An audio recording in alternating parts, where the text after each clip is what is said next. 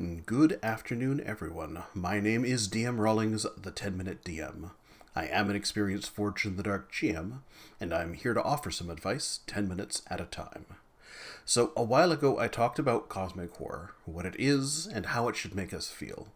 I'm going to put a link to it above, and you may want to review it, because this week we're going to carry on that conversation and talk about how to use cosmic horror in our Candela Obscura game. So to start things off, in our previous video, we concluded that cosmic horror preys on our fear of the unknowable and our fear of insignificance.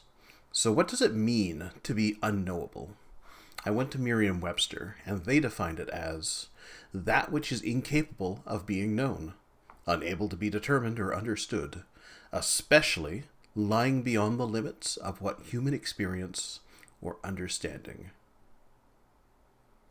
We want our Candela Obscura characters to experience the unknowable in a way where they're left profoundly affected by it. They're given a glimpse of understanding, but they're terrified of the implications of knowing more.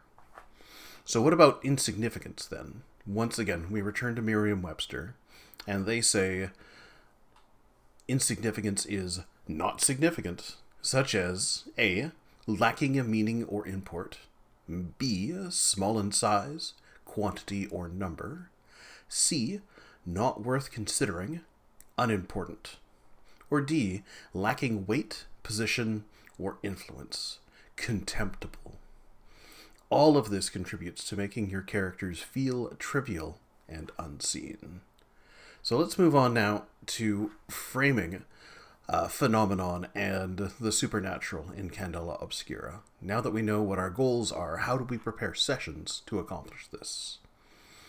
We force our characters to cross paths with cosmic horror, and fortunately, Candela Obscura makes this really easy. The entire game is predicated on making the characters run into the supernatural, even though most live their lives blithely unaware of the existence of the supernatural.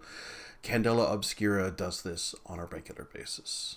And in my mind, there's three key details that you need to know when nailing down a phenomenon. First is, what is its origin? The second is, what is its catalyst? And the third is, how is it terrifying? So when we talk about origin, cosmic beings thrive in unknowable places. So what are these in Candela Obscura? Where can we have things come from? I've got 5 thoughts off of the top of my head. The first is they come from beyond the flare, and that can be literally anywhere where there's a thinning. They can be from the subterranean ruins of Old Fair, deep beneath the New Fair city. They can be from the fathomless deep places, such as the vast chasm. Chasm. I always get that word wrong. They can be from the stars above, and the endless space that dwells between them. Or they can be from the inner reaches of our limitless minds. So long as the phenomenon is real, and not just some grift, it should originate from places such as these. And some examples. It seeped through a thinning, or poured forth from a rip in the flare. It emerged from a remnant of Old Fair, or someone took an unadvised journey there and brought something back with them. It rose from the boundless depths, or divers recovered something from the vast chasm. It fell to New Fair from the sky. It manifested from the dreaming of our shared subconscious. It was channeled through prosaic rituals by the greedy and the ignorant. Next up, the catalyst. We need something that brings these phenomenon to the attention of our crew. So, in brief, this is usually the assignment's cold open. And I do discuss cold opens in my assignment structure video, which I'll post above, and I'll also be going into more detail about how to write a really good cold open at some point in the future. But there's really 3 major details that we need to write a good cold open. First is, how does it happen? Second is, who is there to see it? And then the third is, why is it horrifying? So, let's look at how it happens. Maybe it escaped from an Eon's lab. Maybe it was discovered in a bleed-ridden attic. Maybe it was washed ashore from parts unknown. Maybe it was excavated from an underground quarry. I'll eventually make a full adventure exploring all of these different hooks, so let's not dwell there too much. Next up, we're going to need to know something about the witnesses, what their background was, what they do, what they care about, what their social class is, what's their view on the occult. How did they get caught up in this? Did they seek it out? Did they stumble upon it by accident? Did they provoke something? Was it just them doing their job? Or were they in the wrong place at the wrong time? And then lastly, when called upon, we need to bring the horror. So what is the state of the witness? Were they killed? Were they injured? What kind of injuries did they sustain? Body, brain, bleed? What did they witness? We want to leave tangible evidence behind that our characters can use to start an investigation. So how do we make all of that unknowable? We probably don't understand the phenomenon's motives. Maybe we can't predict what's going to happen next. Maybe we don't see it. We only see the damage that it caused. Or maybe we have a witness that saw something, or maybe there's some leftover evidence that points towards it without outright spelling out what happened. Or maybe we just can't comprehend the laws of physics that it abides by. Now, how do we make them, the audience, feel insignificant? Maybe it hurts people. Maybe it damages things without a sense of malice, just by accident, just by being. Maybe it's been happening for so long that it dwarves our civilization. Maybe it's unstoppably large or powerful, and before it we are tiny. Maybe it ignores our presence because we are beneath its notice. So let's put that all together. Some things to do here. Mix and match the origins, catalysts, and terrors that I've talked about. Combine them to create a vibe in the cold open that runs throughout the entire session. And then connect them into the fiction and evoke horror the entire way through.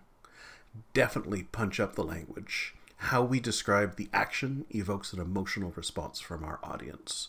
So use words like sliced, not cut, spewed, not poured, leapt, not jumped, gripped, not held, enraged, not angry. And then employ classic horror techniques. Control the camera. This is something that I think Spencer in the last session was very good at doing for a Critical Role. Directing the camera, showing us the angle from which we see things, and also what we don't see. That's one of the major benefits of using kind of a camera technique is you can describe a perspective, and then there's unknown information as well. We can't twist our head and see other stuff. We can invoke all five senses. It pulls us into the moment. We can describe the gore and the body horror graphically. We can make the unknowable truly bizarre with our description. And we can display its power so that we feel small before it. And on the downside, don't show everything. The players will fill these gaps for you, often in more creative ways than you could have possibly imagined. So let them do the heavy lifting. Let them imagine the worst possible thing. And then if it's good enough, bring it into the game. Don't repeat yourself. Mix things up. Let each assignment stand alone.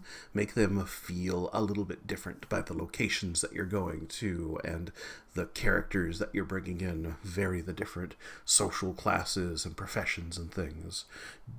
Don't explain it. Don't disclose how cosmic horror works or what its intention is. The ambiguity of it is what makes it horrifying. And lastly, don't let it drag. If your scenes go on too long, your players will start to miss details because there's too much information for them to process.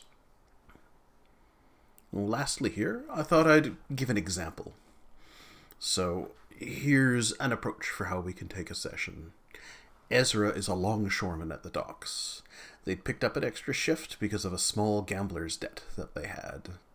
They spy a glint of metal on the beach, and it turns out to be an ancient, ruined lockbox.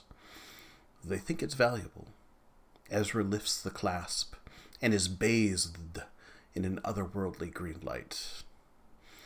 We then hear a tormented wail as we cut to the local card parlor.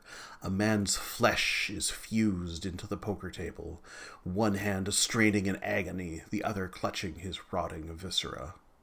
One person did this, the distraught dealer shakily exclaimed. A person with no eyes. So here we have a situation where something washed up from the depths and gave Ezra power, and they used this power to square their debts and just generally get even. We used words like lift, clasp, tormented wail, flesh-fused, agony, rotting viscera, all that create the moment that we're seeing. We showed the artifact's power and the oddness by how it killed, and then we left so much information out for characters to go and pursue and find this individual and protect the city of New Fair. So in closing, I hope that gives you a better sense of how to insert cosmic horror into your Candela Obscura game. I've been DM Rawlings, the 10-Minute DM, and if you like what you see, don't forget to hit that subscribe button. Thank you very much.